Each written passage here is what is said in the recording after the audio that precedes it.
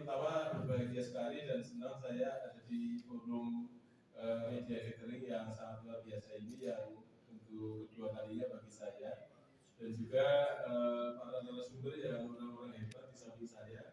Ada dari OJK selaku regulator, ada pelaku bisnis langsung UMKM, dan juga ada profesor hukum dari Universitas Pancasila serta staf ahli. Ini komplit sebetulnya. Kalau kami bercerita tentang Pegadaian sebetulnya sama dengan perkembangan negara saat ini ya. Kita bersyukur bahwa di era pandemi seperti ini pemerintah itu sangat gencar dengan government program. Jadi seperti keluarga rapat ya, PKH, atau Indonesia Pintar, Jakarta Pintar, Indonesia Sehat, itu sangat-sangat membantu likuiditas masyarakat, ekonomi secara konsumsi. Nah, ini yang sebetulnya menjadi sedikit tantangan bagi Pegadaian. Karena tadinya yang Pegadaian itu banyak digunakan untuk konsumsi, ya. Apabila tahun ajaran baru Pegadaian diserbu untuk pembiayaan anak sekolah, terus kalau lebaran diserbu untuk keperluan sembako. Sekarang sudah tidak. Jadi pemerintah bolehlah plus untuk pemerintah dengan mudah-mudahan. Terus juga Pegadaian sudah masuk ke industri ya. Sejak 2015 dengan POJK nomor 31 tahun 2015 sudah boleh berdiri industri-industri pergadaian. Bahkan pusat gade di Jakarta itu yang teman kita di asosiasi itu bertekad untuk menambah 4.000 outlet di Jakarta tahun 2021 ini, mudah-mudahan tercapai juga. Nah, terus juga industri pergadaian juga dilayani oleh perbankan. Namun kita semua didedikasikan untuk pembiayaan UMKM, Pak. Karena mayoritas pembiayaan pergadaian itu adalah personal. Ya, pasti 1-2 korporasi itu pun sifatnya kooperasi, masih kecil, tapi hampir 90% lebih itu bahwa produk pembiayaan Pegadaian adalah digunakan untuk usaha yang bersifat personal. Dan ini yang sangat membantu. Kemarin kita sempat terpuruk di 2020 sama di 2021 awal, rata-rata industri perorangan itu mengalami kemunduran. Namun di semester kedua kita sudah mulai melihat adanya sedikit angin segar ya, mungkin karena bergeraknya roda ekonomi yang digerakkan oleh pemerintah secara serius dengan mengundang para investor untuk membuka lapangan kerja di berbagai daerah, termasuk di kawasan industri. Kita juga kaget kemarin baca katanya Bu Menteri Sri Mulyani untuk tahun ini baru pertama pajak tercapai 100%. Berarti ternyata industri dari asing ya, PMI itu tumbuh sangat besar, termasuk di kampung saya yang dekat Pati itu ada Bulu Ganti, Pati itu sudah banyak pabrik sepatu di situ, terus pabrik konveksi, ternyata juga di Rembang ada kawasan industri berikat gitu. Jadi sudah luar biasa pemerintah untuk menyediakan lapangan kerja di daerah-daerah serta menggerakkan ekonomi. Meskipun di satu sisi juga ada beberapa perusahaan yang sudah eksis mengalami kemunduran dengan pengurangan beberapa karyawan. Nah, Pegadaian dalam situasi seperti ini sangat respon ya untuk hadir di tengah-tengah, apalagi dengan program pemerintah yang menyatukan ekosistem ultramikro. Jadi kalau untuk UMKM mikro mungkin perbankan sudah melayani ya, termasuk untuk consumer banking, tapi yang ultramikro ini yang bagiannya Pegadaian. Jadi tiket size-nya Pegadaian itu rata-rata per nasabah itu sekitar 7 jutaan. Kalau per rekening itu sekitar 4,5. Jadi praktis digunakan untuk usaha yang sifatnya personal gitu. Jadi warung, terus juga street food gitu.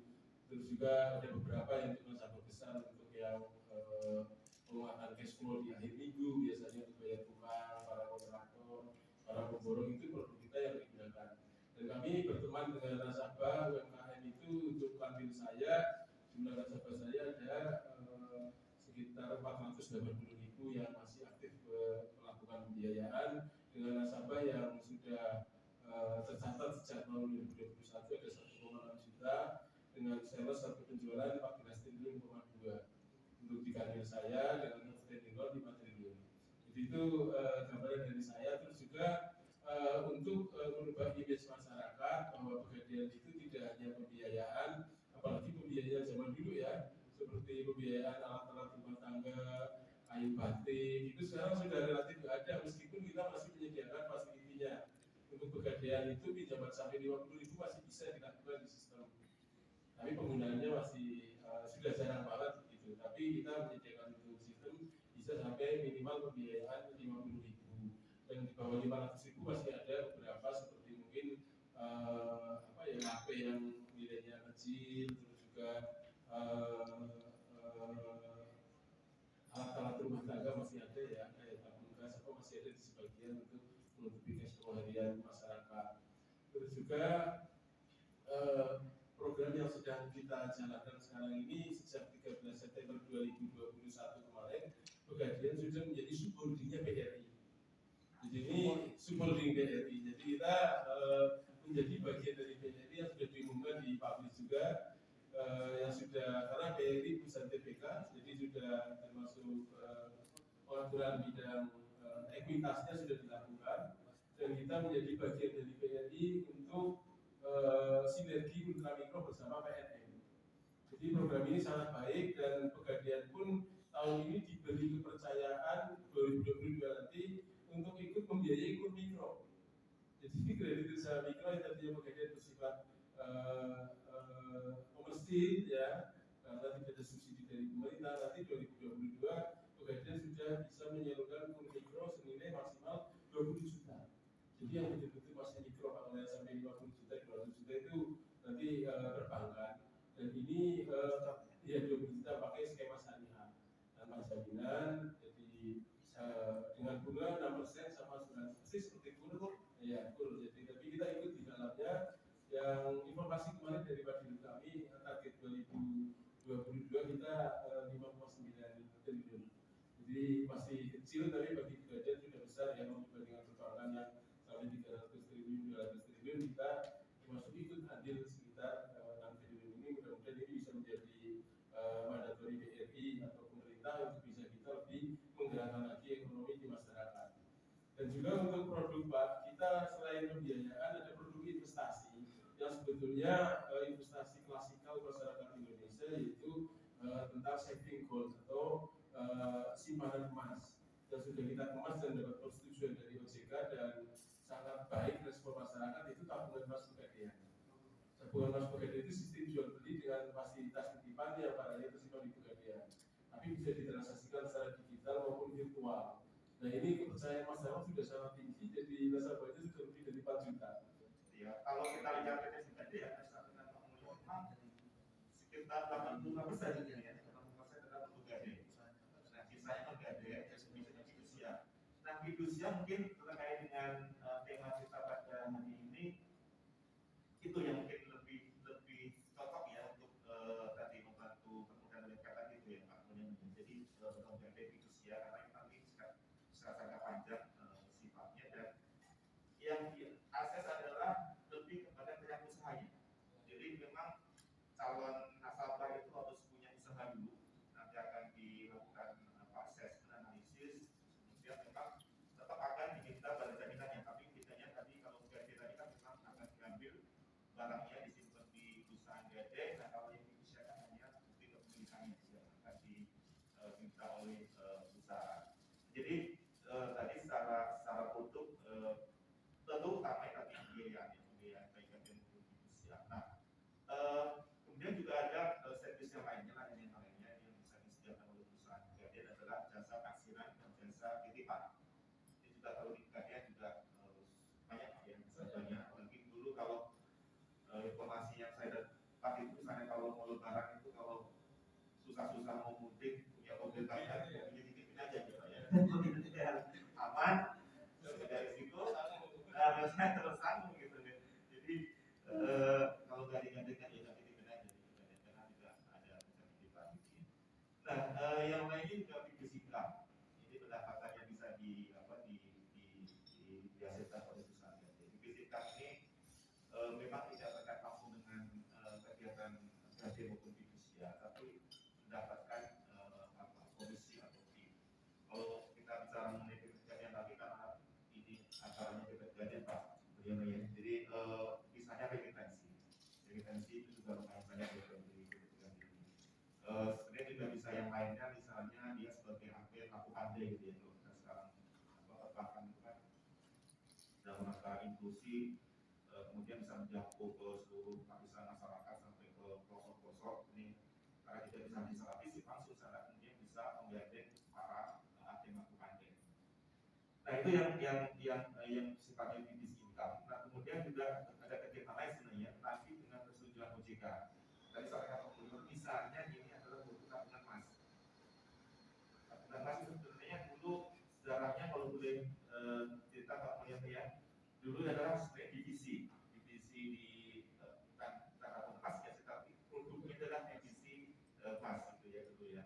Nah sebenarnya undang-undang OJK 31 tidak boleh lagi nih jual beli emas gitu ya, tidak terjadi, kemudian melakukan spin off membentuk PT dari usaha dan kemudian create produk tabungan emas. Yang adalah sebenarnya produk jual beli emas yang dilakukan kepada anak usaha ya dari 24 dan dititipkan di Pegadaian. Nah ini adalah produk apa namanya lain, kegiatan lain yang mendapatkan persetujuan dari OJK.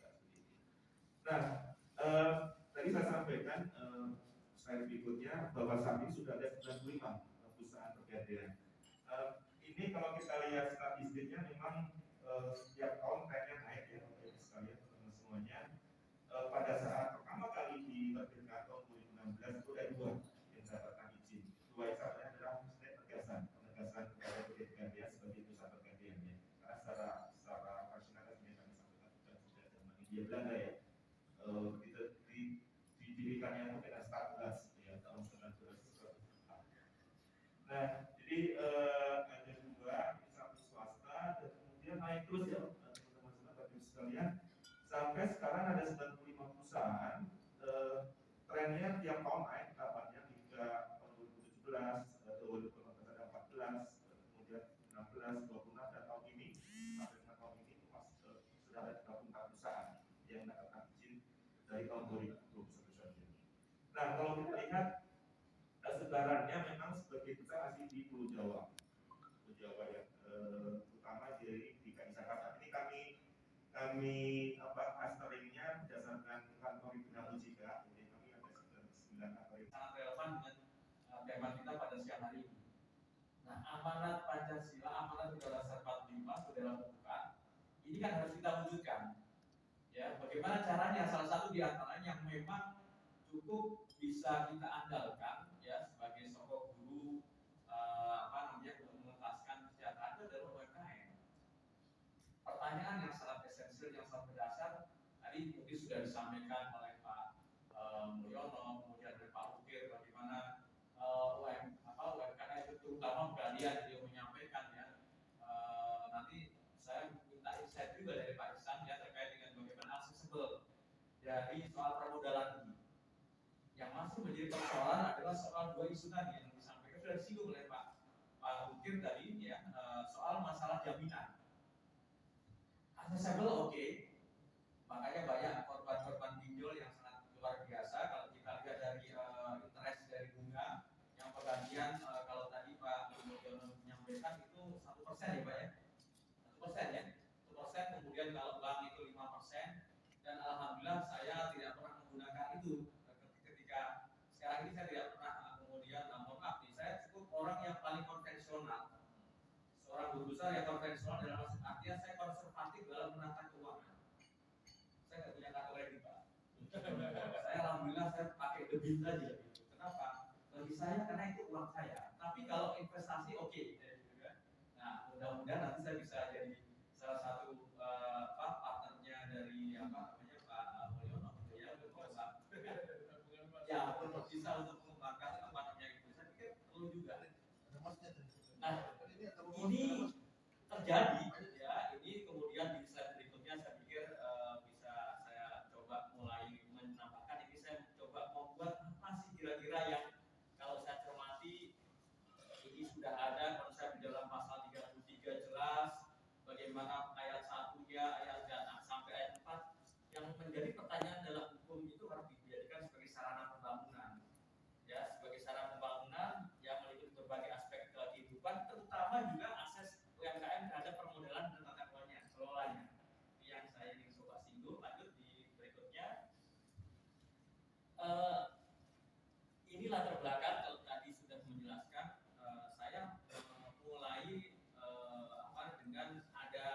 ada gap, ya masih ada gap. Saya kira banyak teman-teman yang masih belum tahu secara menyeluruh Pak, termasuk tadi yang catatan-catatan Pak Bukir di Medan, betul Pak. Saya melihat beberapa bulan yang lalu ya, 3 minggu yang lalu saya masih di bulan Desember juga, di awal Desember saya ke Medan. Saya ke Medan, saya memberikan materi juga di sana. Ternyata Medan yang 2021 dengan Medan zaman saya penelitian waktu doktor itu tahun 2006 itu berbeda sekali. Perkembangannya sudah berbeda. Nah, kalau tadi ada kaitannya dengan kegiatan-kegiatan yang dua model ya, ada yang legal dan ada yang ilegal. Ternyata di Medan banyak juga ya yang ilegal. Nah, ini yang saya kira harus menjadi note dan catatan ya, terutama ini Pak Ihsan ya, ini nanti barangkali bisa bekerja sama dengan teman-teman di OJK dalam rangka untuk menata hal ini, terutama bagaimana akses permodalan ini supaya masyarakat tidak menjadi korban. Karena saya banyak juga yang meminta kepada saya korban-korban pinjol nih Pak, yang sangat luar biasa, dan kebetulan teman-teman di Barreskrim yang meminta saya untuk menjadi ahli ini ada problem. Tapi saya tidak mau hanya sekedar menyelesaikan persoalan di hilirnya saja. Saya maunya adalah di soal hulunya. Ya, soal hulunya bagaimana kita mendorong supaya UMKM ini bisa kita berikan akses permodalan, tentu dengan adanya kemudahan-kemudahan, tapi juga tidak serta-merta kemudian permodalan yang diberikan dengan kemudahan-kemudahan itu kemudian akhirnya kemudian menjadi beban bagi negara, beban bagi BUMN. Kalau misalkan nanti yang meminta dari melalui pegadian menjadi problem hukum dikomodari oleh teman-teman pegadian, jangan sampai itu terjadi. Nah, caranya bagaimana? Nah, ini yang paling penting harus kita urai ya ke depan, karena sekali lagi yang sangat berpengaruh terhadap problem-problem hukum juga ini adalah soal budaya hukum masyarakat juga gitu. Masyarakatnya juga ini karena menginginkan modal yang cepat, ya pasti mereka kemudian mau tidak mau menghalalkan semua cara, mohon maaf dalam tanda kutip ya, menghalalkan semua cara dalam arti yang penting saya dapat modal, yang penting saya bisa bertahan hidup. 2020, 2021 saya kira kan ini kan situasi yang kurang keliru. Karena itu semua pasti miliknya apa? Miliknya si yang punya produk massal atau dengan teknologi tinggi Pak. Itu semua miliknya ya pasti proses fabrikasi. Pertanyaannya Indonesia mampu nggak UMKM? Nggak mampu kalau nggak dikasih kesempatan itu dibeli. Masa asosiasi yang berjuang, ya harusnya lembaga negara yang berjuang. Nah, selanjutnya adalah meningkatkan SDM dengan memanfaatkan teknologi. Mau pegadian macam-macam sekarang ini, justru kita senang kebijakan tentang akses permodalan yang dulunya sulit. Kami UMKM Pak terus terang aja sangat senang dan sangat mengapresiasi teman-teman daripada pihak institusi keuangan terutama OJK. Terus terang aja. Justru kami tunggu lagi, apalagi nih? OJK mau turun apa? OJK mau turun apa lagi? Jadi kita tunggu Pak. Karena memang kita butuh modal, kita butuh yang namanya untuk